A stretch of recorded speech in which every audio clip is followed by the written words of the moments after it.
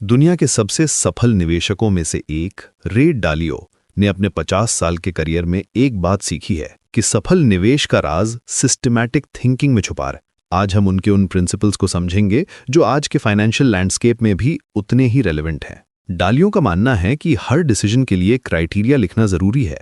वो कहते हैं कि जब भी कोई फैसला लेते हैं तो उसके पीछे के कारण और लॉजिक को डॉक्यूमेंट करना चाहिए।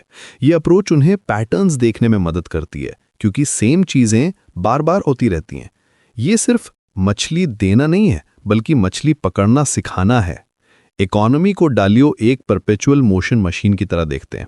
उनके अनुसार 4 बड़ी फोर्सेस हैं: productivity, short term debt cycles, long term debt cycles और पॉलिटिक्स विद जियोपॉलिटिक्स।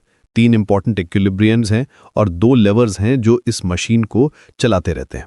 प्रोडक्टिविटी सबसे इंपॉर्टेंट लॉन्ग टर्म ड्राइवर है लिविंग स्टैंडर्ड्स के लिए, जबकि debt cycles short term fluctuations का कारण बनते हैं। आज की इकोनॉमिक कंडीशंस को देखें तो हम लेट साइकिल डायनामिक्स में हैं। सेंट्रल बैंक्स की पावर कम हो गई है और वेल्थ गैप्स की वजह से पॉपुलिज्म बढ़ रहा है।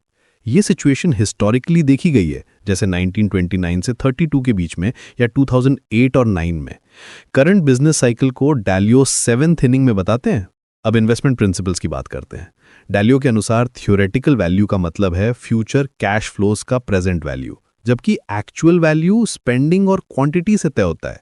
यहाँ एक बड़ी गलती इन्वेस्टर्स करते हैं। वो सोचते हैं कि जो इन्वेस्टमेंट अच्छा परफॉर्म कर रहा है वो गुड इन्वेस्टमेंट हो गया है, जबकि एक्चुअली वो मोर एक्सपेंसिव इन्वेस्टमेंट हो गया है। एसेट क्लासेस जनरली कैश से बेहतर परफॉर्म करती हैं लॉन्ग टर्म में, लेकिन सिग्निफिकेंट वॉलेटिलिटी के साथ। स्टॉक्स की वॉलेटिलिटी बॉन्ड से ट्वाइस ज्यादा होती है। कॉर्पोरेट प्रॉफिट मार्जिन्स 2000 के बाद से डबल हो गए हैं और अगर ये एक्सपेंशन नहीं हुआ होता तो स्टॉक मार्केट 40% नीचे होता। लेकिन सबसे इंपॉर्टेंट बात है डाइवर्सिफिकेशन। डालियो कहते हैं कि डाइवर्सिफिकेशन रिस्क को रिटर्न से ज्यादा रिड्यूस कर सकता है। इससे return to risk ratio improve होता है। ये वो चीज है जो आपको नहीं पता, इनर एल्केमिस्ट, कि आप अपने रिस्क को रिटर्न से कहीं ज्यादा कम कर सकते हैं अगर आप प्रॉपर्ली डाइवर्सिफाई करना जानते हैं। अब आते हैं डालियो के फेमस कॉन्सेप्ट पर, होली ग्रेल ऑफ इन्वेस्टिंग। यह है 15 या उससे ज्यादा गुड अनकोरिलेटेड रिटर्न स्ट्रीम्स ढूंढना। जब आप 7 सिस्टम्स ऐड करते हैं जिनका सिर्फ 10% कोरिलेशन है तो आप अपना रिस्क आधा कर सकते हैं। यह सिर्फ थ्योरी नहीं है, यही फाउंडेशन है ब्रिजवाटर एसोसिएट्स की $160 बिलियन सक्सेस की। अनकोरिलेटेड रिटर्न स्ट्रीम्स का मतलब है ऐसी इन्वेस्टमेंट्स जो एक दूसरे से इंडिपेंडेंटली मूव करती हैं। जब स्टॉक मार्केट गिरता है तो बॉन्ड्स अप जा सकते हैं, जब डोमेस्टिक मार्केट स्ट्रगल करते हैं तो इंटरनेशनल मार्केट्स अच्छा परफॉर्म कर सकते हैं। ये मैथमेटिकल अप्रोच है, मैजिक नहीं। रिस्क पैरिटी का कॉन्सेप्ट भी इंपॉर्टेंट है।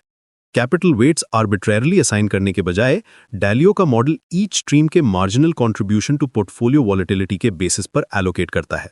हाई वॉलेटिलिटी स्ट्रीम को कम कैपिटल मिलता है, लो वॉलेटिलिटी स्ट्रीम को ज्यादा। इससे कोई एक एसेट पोर्टफोलियो रिस्क को डोमिनेट नहीं करता। करंट ग्लोबल सिनेरियो में ये अप्रोच और भी रेलेवेंट हो गई है। हमारे पास डेट मनी साइकिल है। आप बहुत डेट एक्यूमुलेट करते हैं, फिर उससे कैसे डील करते हैं, मनी प्रिंट करते हैं या डिफॉल्ट करते हैं। ये इकोनॉमिक्स और मार्केट्स पर बिग इफेक्ट डालता है। वेल्थ इनइक्वालिटी भी एक मेजर कंसर्न है। बॉटम 60% पॉपुलेशन का हार्डली कोई रियल इनकम ग्रोथ नहीं हुआ है 1980 के बाद से। फेड सर्वे के अनुसार 40% अमेरिकन $400 भी इमरजेंसी में नहीं जुटा सकते।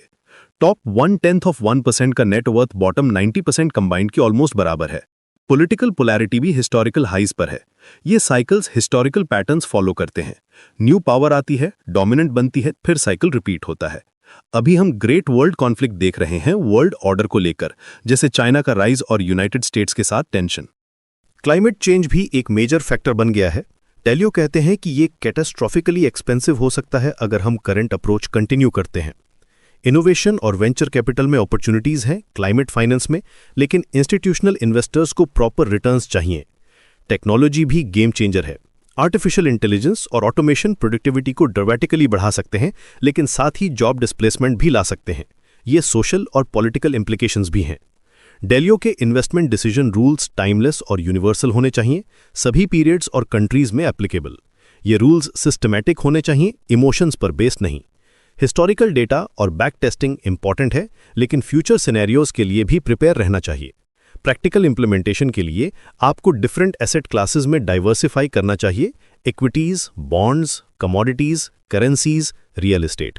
जियोग्राफिक डाइवर्सिफिकेशन भी इंपॉर्टेंट है। ऑल्टरनेटिव इन्वेस्टमेंट्स जैसे हेज फंड्स, प्राइवेट इक्विटी भी कंसिडर कर सकते हैं अगर एक्सेस है। रिस्क मैनेजमेंट सबसे क्रिटिकल एस्पेक्ट है। पोजीशन साइजिंग, स्टॉप लॉसेस और रेगुलर रिबैलेंसिंग जरूरी है। लेवरेज का यूज केयरफुली करना चाहिए, रोबस्टनेस एम करनी चाहिए एक्सेसिव लेवरेज के बिना। कोरिलेशन मॉनिटरिंग भी ऑनगोइंग प्रोसेस है।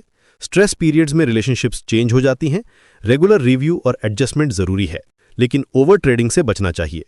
डेलियो का अप्रोच सिर्फ इन्वेस्टमेंट स्ट्रैटेजी नहीं है, ये लाइफ फिलॉसफी है। सिस्टमैटिक थिंकिंग, कंटिन्यूअस लर्निंग और प्रिंसिपल्ड डिसीजन मेकिंग। ये अप्रोच आपको मार्केट साइकिल्स के थ्रू नेविगेट करने में मदद करती है, चाहे वो गुड टाइम्स हो या बैड। आज के चेंजिंग वर्ल्ड ऑर्डर में, जहां ट्रेडिशनल पावर्स शिफ्ट हो रही हैं और न्यू चैलेंजेस इमर्ज हो रही हैं, डेलियो के प्रिंसिपल्स और भी रेलिवेंट हो गए हैं। डाइवर्सिफिकेशन, रिस्क मैनेजमेंट और सिस्टमैटिक अप्रोच, यही टूल्स हैं जो आपको लॉन्ग टर्म सक्सेस दिला सकते हैं। रिमेंबर, ये सिर्फ मनी मेकिंग के बारे में नहीं है, ये वेल्थ प्रिजर्वेशन और सस्टेनेबल ग्रोथ के बारे में है। डेलियो के वर्ड्स में what you don't know is a lot, और आप अपने रिस्क को रिटर्न से कहीं ज्यादा रिड्यूस कर सकते हैं अगर आप प्रॉपरली डाइवर्सिफाई करना जानते हैं। ये जर्नी कंटिन्यूअस लर्निंग की है। मार्केट्स इवॉल्व होते रहते हैं, लेकिन अंडरलाइंग प्रिंसिपल्स सेम रहते हैं। सिस्टमैटिक अप्रोच, डाइवर्सिफिकेशन और रिस्क मैनेजमेंट, यही फाउंडेशन है सक्सेसफुल इन्वेस्टिंग की, आज भी और फ्यूचर में भी।